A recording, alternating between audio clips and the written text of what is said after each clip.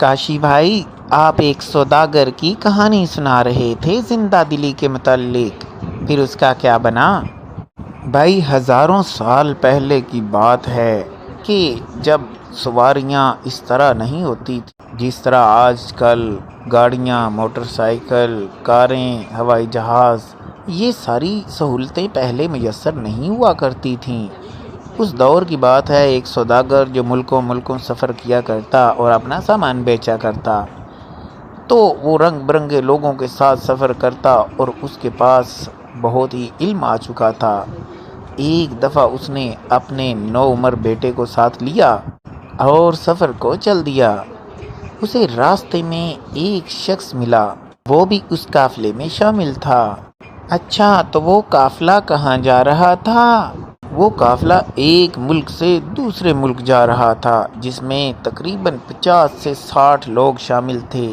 مختلف جانوروں پر سوار ہو کر یہ قافلہ چلتا چلتا ایک شہر سے دوسرے شہر، اسی طرح دوسرے ملک کی طرف رواں دواں تھا۔ جب دوسرے ملک کے قریب پہنچے تو اسی قافلے میں اس سوداگر کی ملاقات اس شخص سے ہوئی، تو اس نے بتایا کہ وہ علم حاصل کرنے کے لیے دوسرے ملک جا رہا ہے۔ سوداگر کا بیٹا بڑا حیران ہوا، وہ یہ سب باتیں سن رہا تھا۔ جب ملاقات ختم ہوئی تو اس کے بعد اس نے اپنے ابا سے پوچھا کہ ابا جان، یہ آدمی علم حاصل کرنے کے لیے دوسرے ملک کا سفر کر رہا ہے، آخر اتنی محنت کے بعد اسے کیا ملے گا؟ ہاں بالکل، پہلے دور میں تو دوسرے ملکوں کا سفر اسی طرح کیا جاتا تھا علم حاصل کرنے کے لیے۔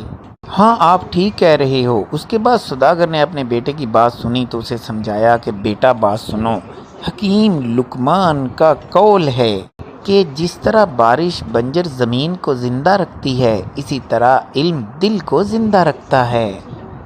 تو اس کے بیٹے کو یہ سب بات سمجھ آ گئی اور اسے بھی علم حاصل کرنے کا شوق پیدا ہو گیا۔ ارے واہ، یہ تو بڑی ہی اچھی بات ہے، اور یہ حکیم لقمان کا قول واقعی بڑا مشہور ہے۔ دل کو زندہ رکھنے کے لیے علم کی ضرورت رہتی ہے۔